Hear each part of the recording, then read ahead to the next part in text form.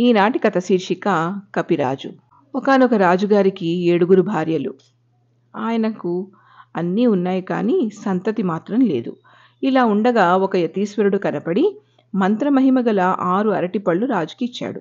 రాజు సంతోషించాడు గాని తీరా చూస్తే పళ్ళు 6 మాత్రమే ఉన్నాయి. వీటిని 7 భార్యలకు ఎలా పంచడం? అదృష్టవశాత్తు ఆ సమయాన కోటలో 6 రాణులు మాత్రమే ఉన్నారు. చిన్నరాణి చుట్టాలింటికి చూడబోయింది. ఆమె వస్తే చూసుకోవచ్చునని చెప్పి 6 పళ్ళు ఇచ్చాడు.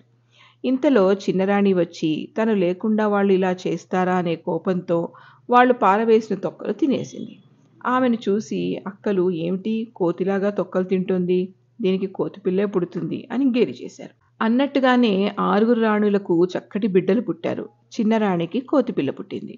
ఒకనాడు కొడుకులు 6 తండ్రి వద్దకు వెళ్ళి ఓడ ప్రయాణం చేసి ప్రపంచం చుట్టి వస్తామనగా రాజు